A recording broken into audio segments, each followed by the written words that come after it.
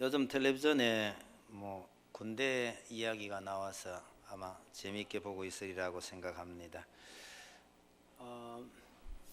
거의 사실에 가까울 만큼 군대 얘기를 잘 보여주곤 하지만 그래도 그게 잘 안 나오는 게 많아요. 제대할 때 다 된 고참의 낙이 뭐냐? 신참들 놀려먹는 낙이 제일 큰 낙이죠. 보통 처음 가면요, 제일 많이 묻는 질문이 야, 며칠 남았어? 이런 거 잘 물어요. 제대할 때까지 며칠 남았느냐 그 얘기입니다. 처음 간 신병들도요, 그 날짜는 대충 알아요. 대충 한 800 며칠 남았습니다 이러면요, 그 다음 답 딱 정해져 있어요. 야, 나 같으면 죽는다, 죽어. 쫄병이 할 말이 있나요? 이제 군에 갔는데. 그래서 멍하게 있으면 또 한마디 더 씁니다. 야, 물어봐 좀. 뭘 물어보란 말이에요? 이때 눈치껏 잘해야 됩니다. 예? 이렇게 하고 있으면 찍히는 거예요. 나 얼마 남았는지 좀 물어보란 말이야. 아, 예. 며칠이나 남으셨어요? 열흘밖에 안 남았어.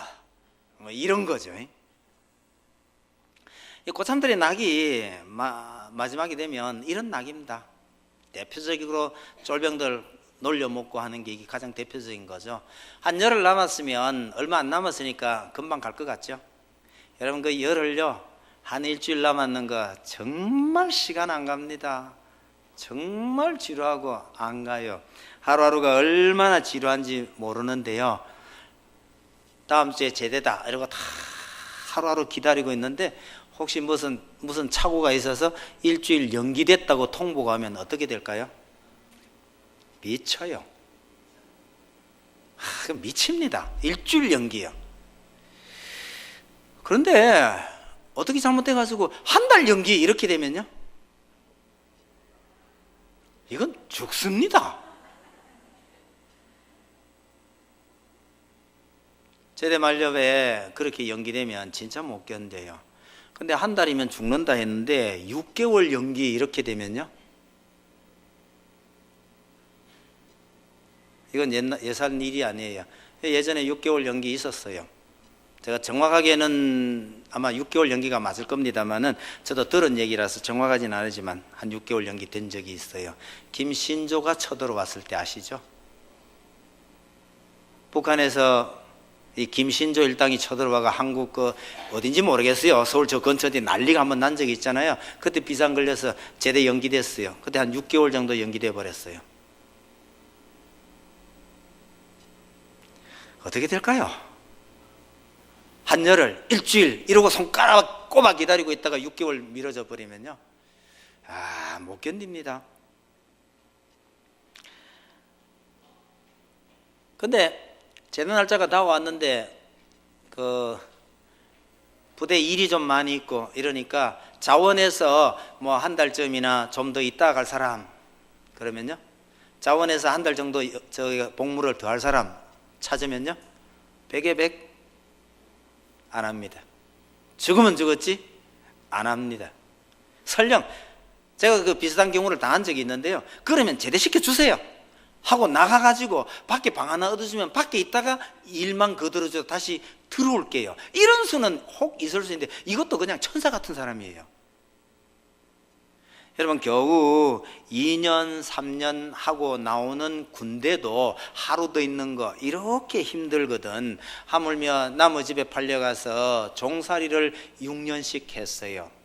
그런데 6년 끝에 드디어 종살이 그만하고 나가도 좋다, 그리고 스스로 자립할 수 있는 돈까지 넉넉하게 줘서 나가도 좋다, 하나님께서 그렇게 보내시라고 그러는 거예요.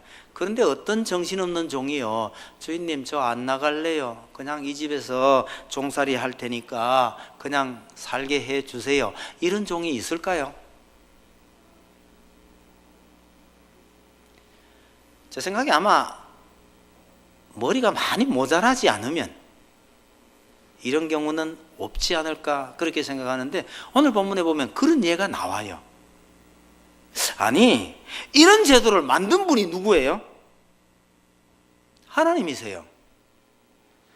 여러분, 우리가 생각하기에 참 이상한 법을 다 만들었다 싶은데 이게 하나님께서 만드셨다 그러면 우리는 다시 봐야 됩니다.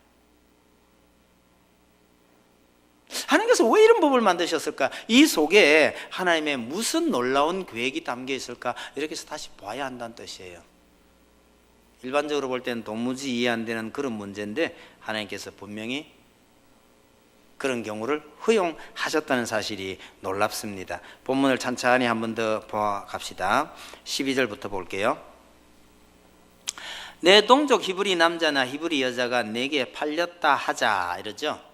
히브리 사람들이 동족을 종으로 이렇게 사고 파는 법이 있느냐? 일반적인 경우 없어요. 근데 가끔 이런 수 있어요. 엄청난 빚을 졌는데 이걸 어떻게 해결할 방법이 없는 거예요. 갚을 길이 없으면 결국은요 몸으로 때우고 살아난 수밖에, 정말 죽을 수밖에 없는 그런 죄가 죄인이 됐거나 사고를 쳤는데 있는 거 다 털어해도 안 돼요. 그러면 결국은요 몸으로 때우고서라도 그걸 갚아야 하는 상황이 올 수 있으면 팔릴 수 있다는 거죠. 하나님께서 그런 경우를 허용해 주셨어요.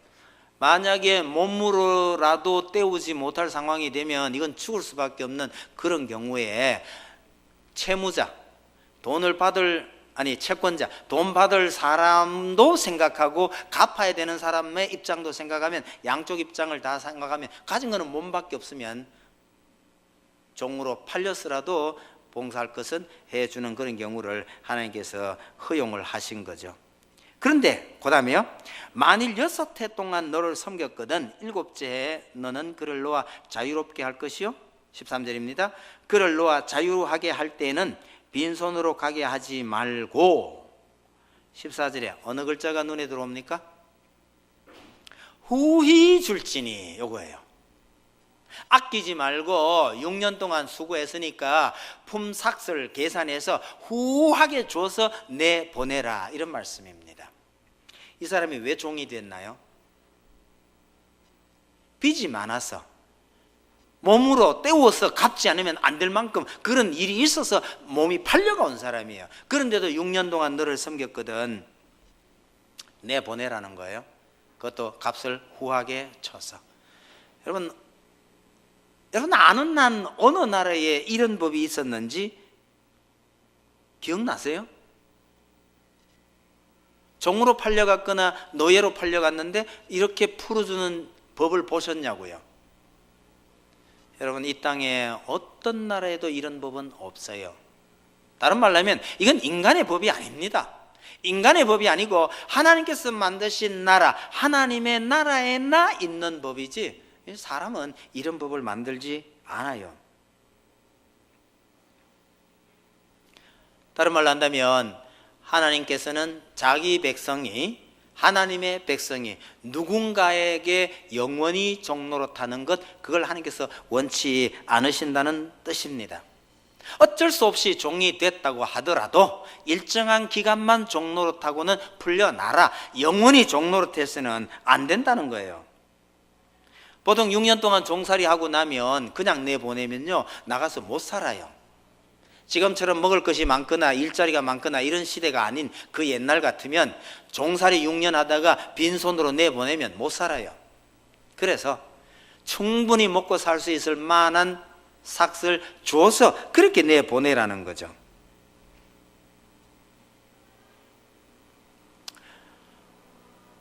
이 종을 부리던 주인 입장에서 보면 참 기가 막히는 법입니다.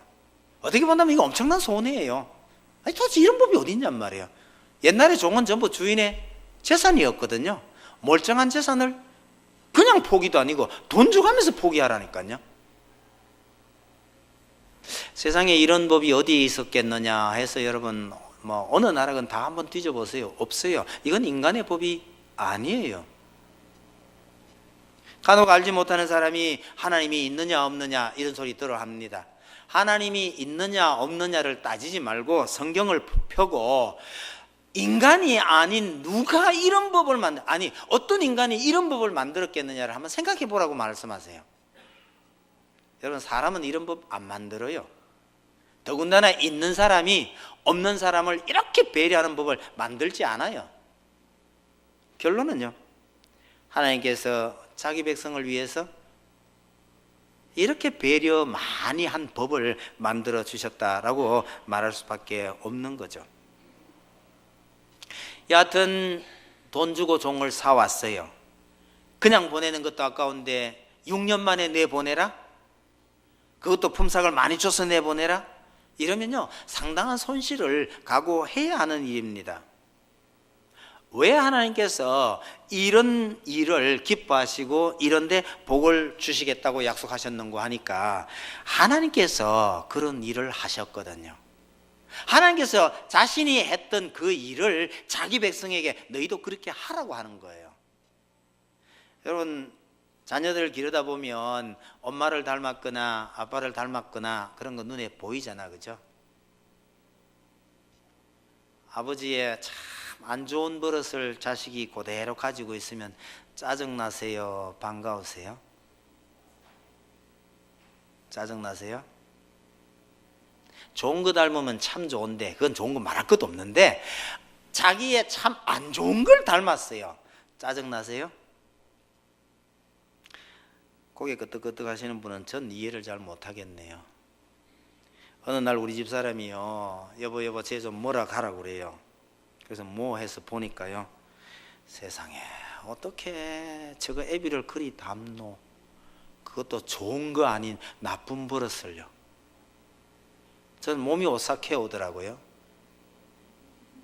내가 어릴 때 했는 그 짓을 어떻게 해서 30년이나 지난 저놈이 그걸 그대로 하고 있냔 말이에요. 아, 무섭더라고요. 제가 집 사람한테 그랬어요. 난 쟤 못 무라 그래.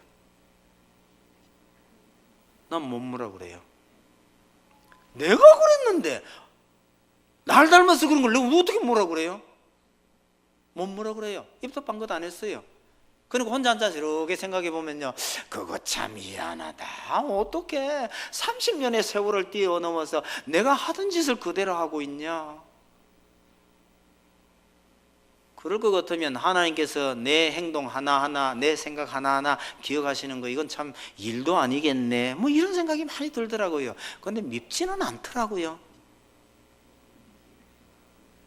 요즘 저 시끌벅적한 친자 확인은 안 해봐도 확실한 거예요, 이거는.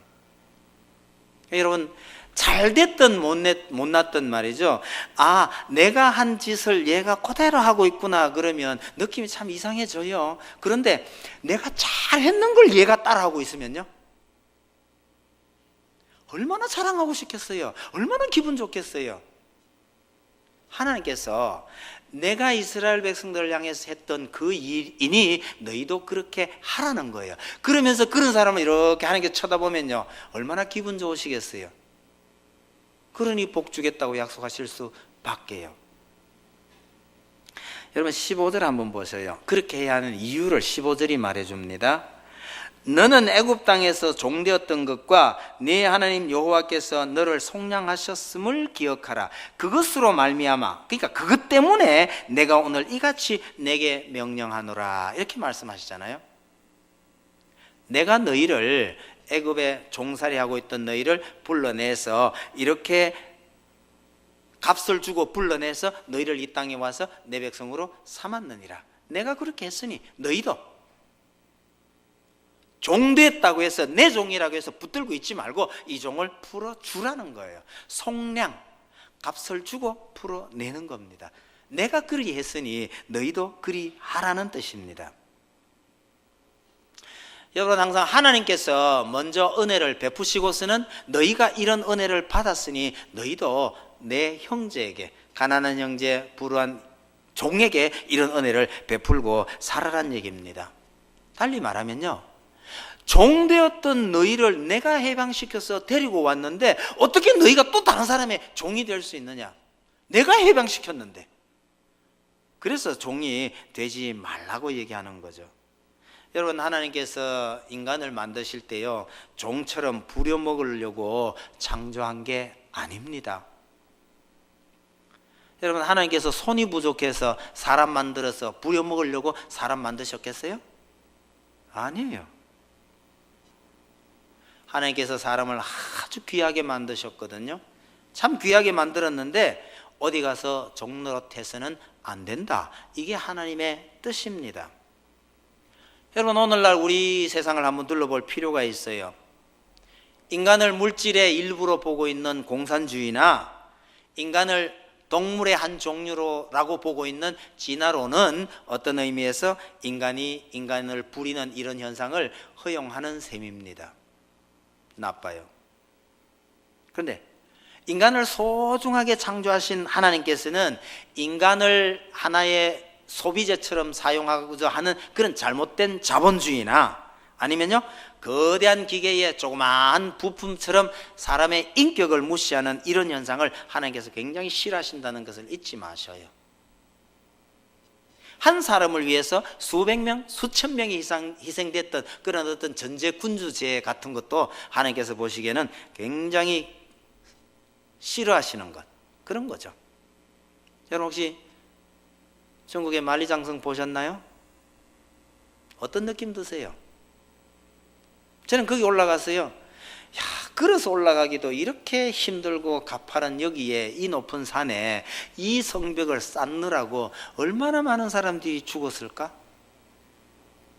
그 많은 사람을 그 오랜 세월 동안 여기 동원해서 이 험한 산에 그 길고 긴 성을 쌓았다면 얼마나 많은 사람들이 억울하게 죽었고 얼마나 많은 사람들이 가족과 이어서 많은 고생을 했을 것인가를 생각해 보면 참 가슴이 아파요. 절대 하나님께서 기뻐하실 일이 아니다, 그런 생각이 들어요. 이집트에 가보시면 신전들이 얼마나 거대한 신전들이 많은지 몰라요. 여러분, 한 사람을 위하여, 한 사람을 위해서 거대한 건축물들을 고대에 많이 만들어 놨어요. 한 생명 한 생명을 귀중하게 여기시는 하나님이 보실 때는 이건 참으로 잘못된 일이라는 것을 기억하실 필요가 있습니다. 여러분, 하나님은 우리 한 생명 한 생명을 귀하게 여기셔서 이를 구원하시기 위해서 이 땅에 독생자를 보내셨거든요. 이게 얼마만큼 큰 은혜일까요? 우리의 상상을 초월하는, 우리 머리로는 아무리 생각하려고 해도 그 크기가 짐작이 안 가는, 이게 참 큰 은혜입니다. 생각해낼 방법이 없어요. 그런데 예수님의 말씀 속에서 제가 겨우 한 가지 힌트를 얻은 게 있습니다. 자주 제가 얘기를 합니다. 여러분, 사람이 돈 얘기를 해도요 자기 수준을 절대로 안 넘어요.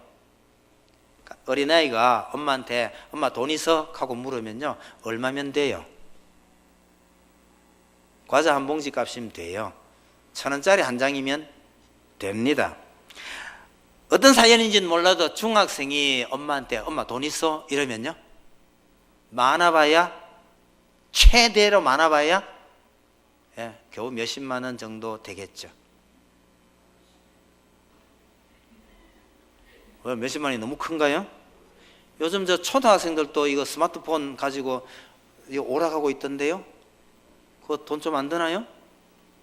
자, 막 중학생 넘어갑시다. 그럼 대학생 애가 엄마 돈 있어? 이렇게 나오면요 얼마쯤 있어야 있다고 하는 겁니까? 이거 뭐 저도 돈에 대한 자신이 없으니까 넘어갑시다. 야, 시집 가야지 하는데 엄마 돈 있어? 이래 나오면 얼마가 있어야 된다는 얘기죠? 네? 얘기해 보세요. 저도 좀 생각해 봐야 될 문제가 있어요. 얼마요?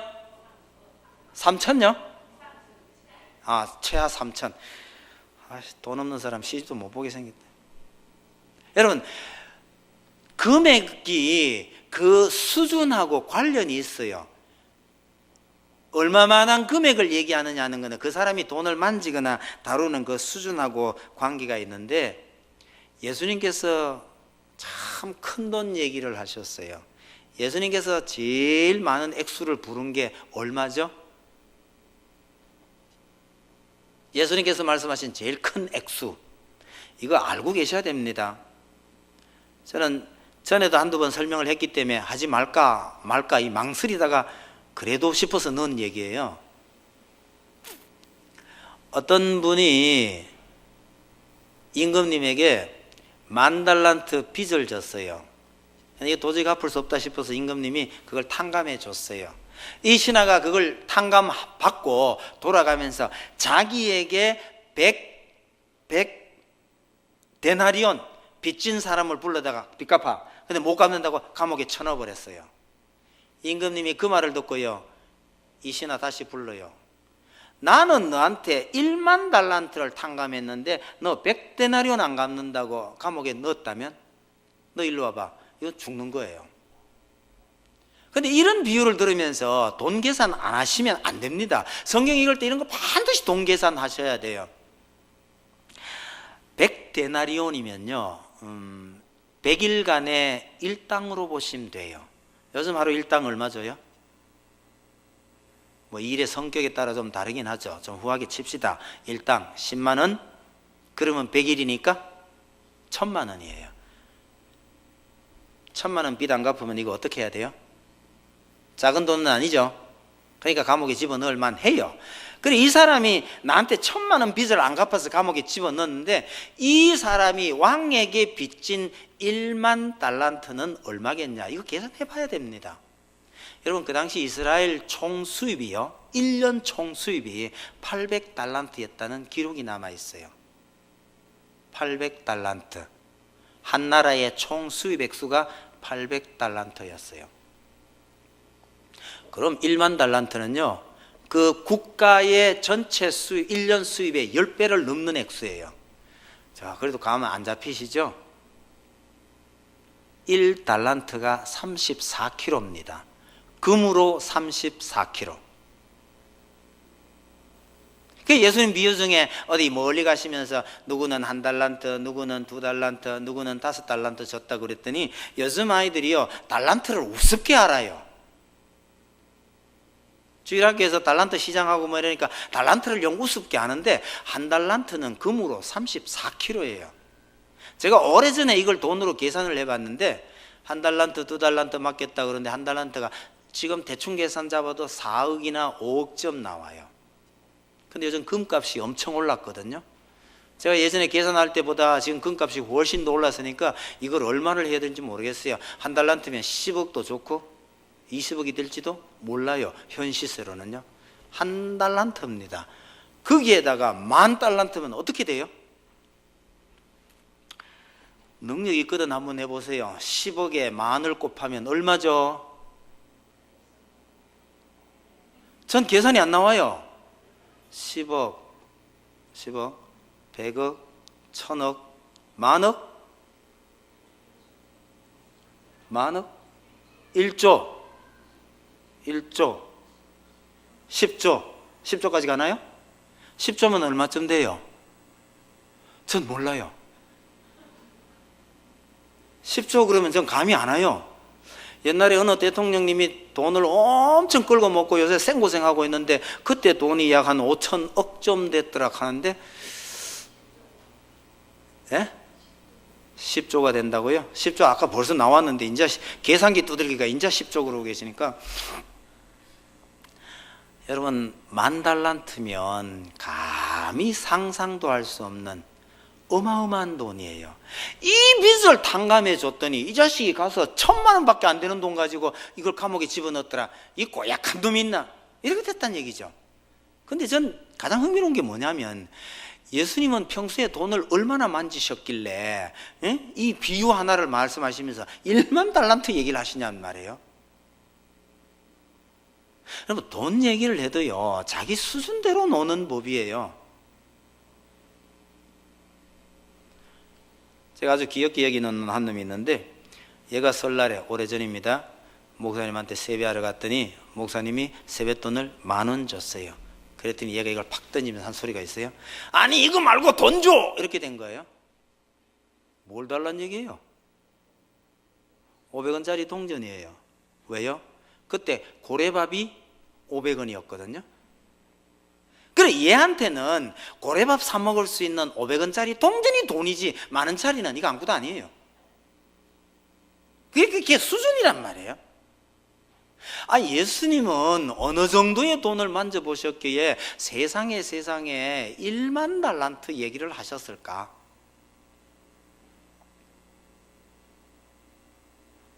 전 예수님의 그 수준을 조금 이해하실 것 같아요. 왜요? 온 세상의 모든 인류를 구원하시기 위해서 하나님의 아들이신 그분이 이 땅에 오셨어요. 이 분의 몸값, 그걸 돈으로 계산할 수 도저히 없겠지만은 말로 할 수 있는 최대치 이거 아닐까요? 그럼 1만 달란트 하지 말고 10만 달란트 하고 그러시지. 1만 달란트만 해도요, 우리 상상을 초월하는 액수였다는 거예요. 그런 하나님께서 우리에게 베푸르신 은혜가 우리가 잘 몰라서 그렇지, 예수님의 그 표현만을 가지고도 생각해도 너무너무 엄청난 은혜를 우리에게 베푸셨다는 겁니다. 우리 머리가 상상할 수 없는 엄청난 은혜, 그걸 하나님께서 우리에게 베푸셨으니 너희는, 이런 은혜를 받은 너희는 작은 것을 베풀라는 거죠. 그러니까 내가 데리고 있던 종을 6년 만에 내보내는 거, 이것은 하나님께서 너희들에게 베풀으신 그 은혜와 비하면 너무너무 작은 것이다. 그러니 이렇게 하라는 거예요. 여러분, 이런 명령은 하나님만이 하실 수 있는 거예요. 사람이 이런 법을 만들 수 없다는 생각입니다. 그랬는데 어떤 종이요, 주인님, 저 안 나가겠어요. 그냥 이 집에서 종살이 할 테니까 그냥 살게 해주세요. 여러분, 이런 경우가 있을까요? 여러분, 2년 3년 군대 생활하는 거, 그것도요 하루도 하는 게 그렇게 몸서리가 나는데 어떻게 6년 동안 종살이 했던 사람이 안 나가겠대요? 이런 경우가 있느냔 말이에요. 참 묘한 것은 하나님께서 단 하나의 경우만 허용을 했어요. 한 가지 경우. 16절 보실까요? 종이 만일 너와 내 집을 사랑함으로 너와 동거하기를 좋게 여겨 내게 향하여 내가 주인을 떠나지 아니하겠노라 하거든. 어떤 이유로 안 간대요? 주인을 떠나지 않는 이유가 딱 하나예요. 뭐죠? 사랑함을 인하여, 사랑함으로. 비록 종으로 6년간을 살았지만 종과 주인의 관계가 아니라 서로 사랑하는 관계로 맺어져서 6년을 있었으면 이 사랑을 떠나기가 싫다는 거예요. 그런데 주인을 사랑해서 저 안 떠나겠습니다 라고 하거든, 그 종은 받아주라는 거예요. 그 종은 세월 지나면서 해방시킬 종이 아니고 영원히 종으로 두라는 겁니다. 여러 가지 경우가 있을 수 있겠지만은 밖에 나가서 스스로 살아갈 수 있는 능력이 없다고 생각하는 수도 있을 수 있고, 이 주인 집에 와서 종으로 살다가 그 안에서 진짜 사랑하는 다른 사람이 또 생겨서 이 사람을 두고 나갈 수 없는 경우에 저도 여기서 그냥 종으로 살겠습니다 이렇게 말할 수 있는데, 그런 경우는 상상을 해볼 수가 있어요. 그러나 어떤 경우라도 그 주인을 사랑하기 때문에 안 나가겠다는 겁니다.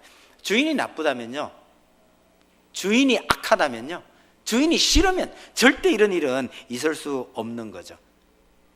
그래서 이스라엘의 주인과 종은 오늘날 우리가 생각하는 그런 주종 관계하고는 전혀 다릅니다. 옛날 주인이요 종을 사람으로 안 여겼어요. 간혹 어떤 기록에 보면 노예는요 말하는 동물로 여겼어요. 사람 취급 안 했다는 거예요. 경우에 따라서는 사람이, 주인이 죽이든 살리든 아무 문제가 안 됐어요. 아니 어떻게 사람이, 아무리 종이지만 사람이 어떻게 그렇게 대할 수 있냐, 이거는 현대적인 우리의 시각이에요. 우리 생각이에요. 그 옛날에는 그럴 수가 없는 겁니다. 우리 역사에 그런 얘기 나오잖아요. 왕후장상의 씨가 따로 있느냐고 외친 노비가 있었어요. 오늘날의 시각을 보면 그 사람 굉장한 선각자입니다. 어떻게 태어날 때부터 왕후장상이 될 사람이나 노비가 될 사람이 정해져 있단 말이냐 그러고 외쳤는데, 여러분 진짜 오늘날 인권이 이렇게 발달된 시대에 보면 굉장한 선각자이지만 결국은 붙잡혀서 죽임을 당했습니다. 그 당시 양반들의 시각으로 보면요, 이것은 도대체 천륜을 무시하는 고약한 인간이라는 거죠. 그것이 그 옛날에 종과 주인의 일반적인 관계죠. 근데 성경은요, 주인하고 종은 그런 관계가 아니다. 주인을 진정으로 사랑하고 주인도 종을 사랑하고 그런 경우가 있다면 종으로 두라. 그렇지 않으면 내어 보내라. 그런 얘기를 하는 거죠. 여러분, 하나님께서 종이 영원히 종살이를 해도 괜찮은 경우를 딱 이 경우만 인정하셨다는 겁니다. 사랑으로 맺어진 관계라면 영원히 종으로 두어도 좋다. 하나님께서 인정하신 유일한 경우입니다. 왜 그러냐? 가만히 한번 보세요. 여러분, 하나님과 우리는 어떤 관계죠? 여러분, 하나님과 우리는 어떤 관계예요? 자녀와 부모. 좋습니다. 하나님은 아버지시고 우리는 그분의 자녀. 그걸로 끝인가요? 또 있나요?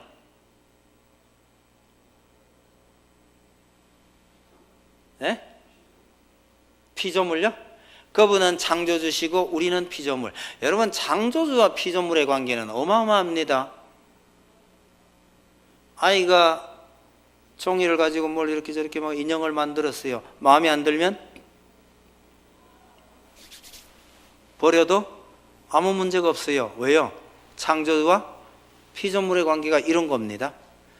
근데 그런 건 웬만하면 얘기하지 마세요. 성경을 보면 하나님은 창조주, 우리는 피조물. 그 다음에 하나님은 주인이시고 우리는 종.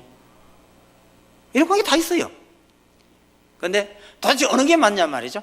하나님은 우리 아버지시고 우리는 자녀. 이게 맞아요. 하나님은 주인이시고 우리는 종이 맞아요. 다 맞아요. 심지어 하나님은 남편이고 우리는 아내라고도 하죠. 교회 처음 나온 사람들 찬송가 부르면 이상한 사람들 참 많아요. 신랑 대신 예수께서 다시 오실 때. 옆에서 뭐라 하는지 아세요? 아니, 자기 신랑은 집에 있는데 이거 왜 이러지? 부부관계로도 표현하고 부자지간으로도 표현하고 주종관계로도 표현해요. 근데 중요한 것은 이 모든 것이 다 맞다는 거예요. 다. 어떻게 다 맞을 수 있느냐? 설령 하나님은 우리의 주인이 되시고 우리가 그분의 종이라 했대도 이게 뭘로 맺어진 관계? 사랑으로 맺어진 관계예요.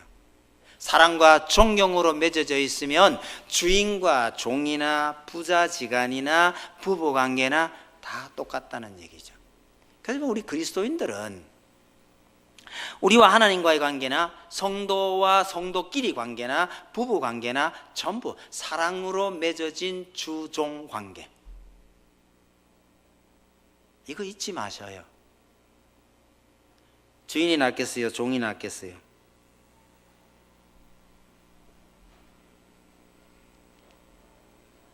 여러분, 성도 간에 우리는 사랑으로 맺어진 지인 관계. 부부지간도 마찬가지예요. 주종 관계예요.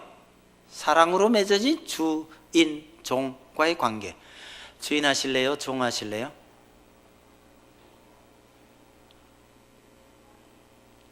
대답 안 하시는 거 보니까 아무리 그래도 주인 하는 게 안 낫겠나, 그 말씀이시죠? 성경이 말하는 주인의 의미가 뭐예요?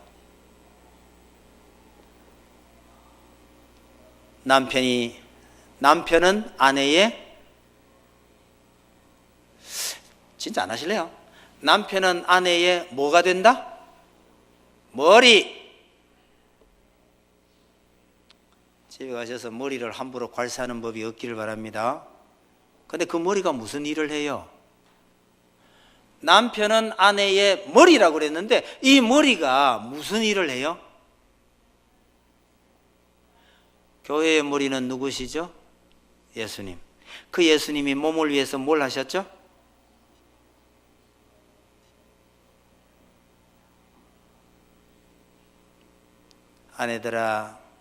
남편들아 아내를 사랑하라. 뭐처럼요? 그리스도께서 교회를 위하여 몸을 주신 것처럼. 여러분, 교회의 머리 되시는 예수님은 몸 대신 교회를 위해서 자기를 주셨다는 사실을요. 이게 머리예요. 이게. 남편은 아내를 사랑해야 된대요. 어느 정도로요?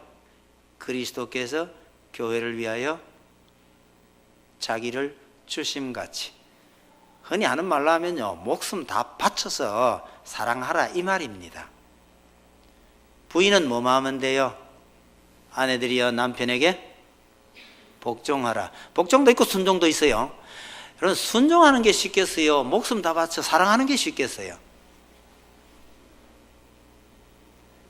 제가 보기에는 순종하는 게 쉬워요.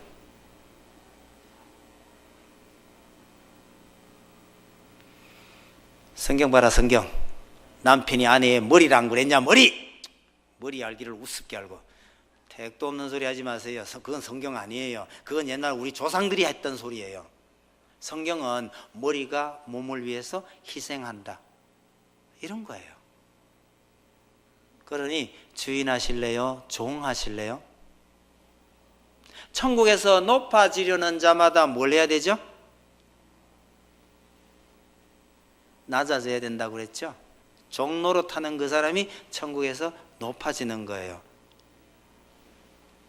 여러분, 우리 성도들은 하나님과 우리 관계가 사랑으로 맺어진 주종 관계고, 성도가 그래야 된다는 건 사랑으로 서로 종로로 타는 게 이게 정답입니다. 여러분, 인간 사회는 어쩔 수 없이 어디라도 계급이 존재해요. 교회 안에서 만약에 목사, 장로, 권사, 집사 이게 계급처럼 됐다면 이건 크게 잘못된 겁니다. 교회 안에는 계급이 없어요. 인간 세상에 계급이 있다고 그러잖아요. 그런데 하나님의 나라에서는요, 계급이 있는 것 같은데 그 계급이 전혀 우리가 생각하는 것 달라요. 한 사람은 주인이고 한 사람은 종인데, 이게 사랑으로 맺어진 관계가 돼버리면요, 종이 더 행복할 수가 있어요. 여러분, 종노릇이 얼마나 행복한지 아세요? 해보신 분은 알아요. 전제 조건이 딱 하나 있어요. 정말 사랑하는 주인이 있을 때만. 정말 사랑하는 주인이 있을 때 그 주인 밑에서 종노릇 하는 거예요. 얼마나 행복한지 아세요? 좀 안다고 그러세요. 아, 저 사람 좀 다르게 사는구나, 이렇게 되는 거예요. 부부간에 서로 종노릇 하면 얼마나 행복할까요? 아시는 분은 아시니까 됐고, 모르시는 분은 집에 가셔서 그냥 상상만 해보세요. 서로 종노릇 한다는 거예요. 이거 반대로 하면 이해가 쉽게 될지도 모르겠네요. 부부가 서로 왕노릇 하면 어떻게 돼요? 서로 왕노릇 하시는 분이 좀 있을 수 있어요. 교회 밖에 나가면 너무너무 많아요. 서로 왕노릇 하면 날마다 깨져요. 날마다 깨져요. 그럴 바에는 차라리 한 사람이 왕노릇하고 한 사람이 종노릇하는 게 나을지도 몰라요. 죄송하지만 우리 어르신들은요, 과거에 이렇게 많이 살았어요. 그러다 보니 세월이 많이 지나니까 이 종이요, 반란을 일으킨다. 그래서 못 살겠다, 갈라서자, 이렇게 되죠. 이게 황혼이혼이잖아요. 그런데 서로 왕노릇하면 그렇게 되는데, 서로 종노릇하면요, 그냥 상상만 해보세요. 이해하기 제일 쉬운 것은 이런 경우는 있어요. 엄마가 자식한테 종노릇하는 경우가 참 많아요. 제 고등학교 친구입니다. 학교 마치고 집에 가면요, 머리에 터 걸터 앉으면 엄마가 세수대야 딱 가져와가지고요, 발 씻겨주고 닦여주고 그럼 들어간대요. 우리가 얼마나 야단쳤는지 모릅니다. 니 경상도 말로 올라가, 니 지금 몇 살이고? 근데 얘 답변이 이래요. 엄마, 나 효도하는 거야 지금. 우리 엄마가 아들 발 씻기는 거 얼마나 좋아하는지 알아? 엄마 원하는 대로 대해주는 게 그게 효도래요. 엄마 됐다 내 할게 이러면 엄마가 서운해 안 돼요. 근데 이해는 돼요. 이게 엄마가 다 큰 자식한테 종노릇하고 있는 거 아니에요? 불행일까요? 행복일까요? 그 엄마는 굉장히 행복한 거예요. 애들 다 키우셨으니 한번 물어봅시다. 내 입에 들어가는 게 맛있어요? 자식 입에 들어가는 게 맛있어요? 안 키워보신 분들 같아. 다시요. 내 입에 들어가는 게 맛있어요? 자식 입에 들어가는 거 보는 게 맛있어요? 그거 참 이해가 안 되는 일이다, 그죠? 내 입에 들어가는 게 맛있지 어떻게 자식 입에 들어가는 게 더 이뻐요? 그게 종노릇하는 겁니다.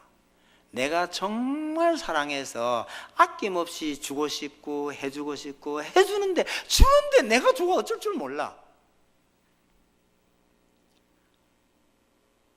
자식한테 이런 관계가 된 엄마들이 참 많아요. 특히 한국 사람들 많아요. 그런데 원래 그게 엄마 자식 간에 될 일이 아니고요. 부부 간에 먼저 그렇게 돼야 돼요. 부부 간에 먼저 그렇게 되고 거기서 조금 더 나아가서 자식에게까지 가야 되는 것. 이것이 사랑으로 서로 왕노릇하는 모습이고, 설령 주인이고 종이었다 해도 사랑으로 이렇게 맺어진다면 하나님께서 그 주종관계는 인정하시겠다는 거예요. 그런 종은 안 보내도 영원히 종으로 두어도 좋다. 내가 종살이 하던 놈들을 불러내가지고 여기다 풀어줬는데 이놈이 너한테 가서 종살이 한단 말이지? 그거 안 돼! 그러면서 이런 종살이는 괜찮다라고 말씀하시는 거예요. 왜요? 하나님께서 그리하셨거든요.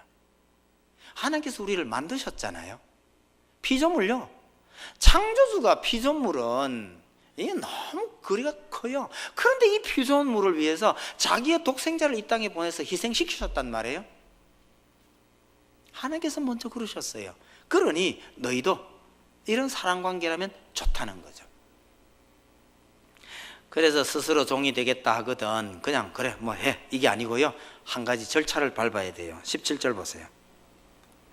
송곳을 가져다가 그의 귀를 문에 대고 뚫으라. 그리하면 그가 영구히 내 종이 되리라. 내 여종에게도 그같이 할지니라. 안 나가고 종이 되겠다 그러거든 송곳을 가져다가 여기 뭐죠? 여기 귀 여기를 대고 뚫으라는 거예요. 잔인하게 보이세요? 송곳으로 귀를 뚫으라니까 잔인하게 보이세요? 전 옛날에 이걸 보면서 참 잔인하다 그런 느낌이 조금 들긴 들었는데요. 어느 날 생각이 완전히 바뀌었어요. 제가 데리고 있던 중학교 여학생들이요, 자기 손으로 귀를 뚫더라고요. 물론 그 후유증으로 며칠간 여기 팅팅 부어가지고 뭐 약 바르고 뭐 하고 보긴 봤는데, 기집 애들이 귀걸이 하나 달려고 자기 손으로 뚫는 놈도 있더라. 내가 그걸 보고서는요, 이거 뚫는 거 별거 아닌가 봐요. 미장원 가면 바로 뚫어준다며요. 그래서 요거는 그런 용도로 쓰라고 여기 잘 뚫리게 만들어 놨나 봐요. 근데 옛날에 종을 사가가면요, 낙인을 찍어요. 보통 이런데 불로 인두처럼 찢어가지고 낙인을 새겼단 말이에요. 진짜 고약한 도둑놈 같으면 이마박에도 찍고요. 그렇게 낙인을 찍던 거에 비하면 종 표시를 그렇게 냈는데, 거기에 비하면 이 귀를 뚫는 거 이거는요 아무것도 아니잖아요. 그래서 요즘 귀에 뭐 이렇게 달고 다니는 보면 다니는 분들을 보면 전 그런 생각이 들어요. 저게 영원한 주인이 계십니다. 그런 표로 이걸 달고 다니는구나. 그래서 참 좋게 봐요. 지금도 귀 안 뚫고 그거 안 달고 다니시는 분들은 반성해야 되겠죠? 그래서 우리 집사람도 그거 하나 하겠다고 하길래 제가요 열심히 해줘 봤는데 결국 실패했어요. 그것도 쉽게 뚫히는 사람도 있고 잘 안 되는 사람도 있고 그런가 봐요. 근데 이 귀를 뚫어봤자 이거 얼마 지나면요 또 표도 없어져 버리죠?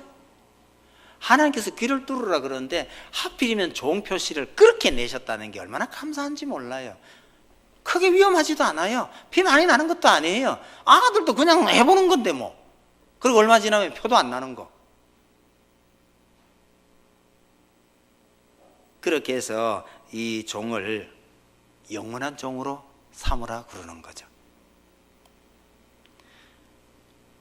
여러분, 하나님께서 우리를 정말 귀하게 창조하셨고, 그래서요 피조물인데도 불구하고 우리 인간을 참 인격적으로 대해 주셨습니다. 그래서 동물에게는 전혀 없는 자유의지를 우리에게 주셨어요. 그래서 스스로 선택하고 책임지는 모습으로 살게 해 주셨는데, 이 권리를 잘못 사용해서 형제를 억압하고 힘들게 하는 것은 하나님께서 기뻐하시는 일이 아니라는 겁니다. 그래서 서로 사랑으로 종로로 타라고 하셨고, 하나님께서 친히 모범을 보이셨습니다.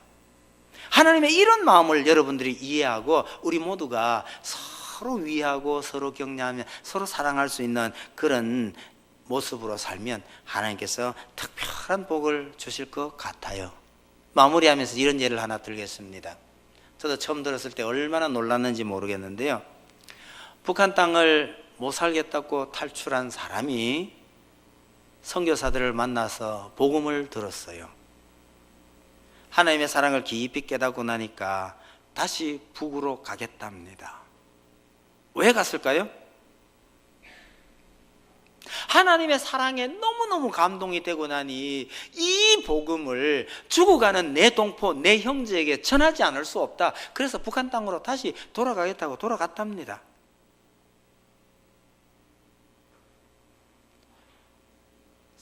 선교사에게 남긴 말이요, 통일이 되면 다시 만납시다. 그러고 갔다는 거예요. 여러분, 하나님의 사랑이 얼마나 크고 놀라운지를 자기 몸으로 체험을 하고 나니 목숨을 걸고서라도 내 형제, 내 동포를 위해서 종로로 타러라도 들어가겠다는 거예요. 여러분, 우리에게는 우리가 종로로 태도 이렇게 목숨 걸어야 할 경우는 우리에게는 없잖아, 그죠? 그 정도는 못할지라도 하나님께서 그리하라 하셨으니 우리 사랑하는 형제들을 위해서라도 이 정도 종로로, 아니 제일 먼저 부부 사이에, 아니 가정에서라도 이 사랑 때문에 종로로 타는 이런 모습으로 가정을 이루시고 교회도 아름답게 만들어 가시고 여러분들로 인해서 이 주변 사회가 참 아름다운 사회가 되기를 간절히 바랍니다. 기도하십시다.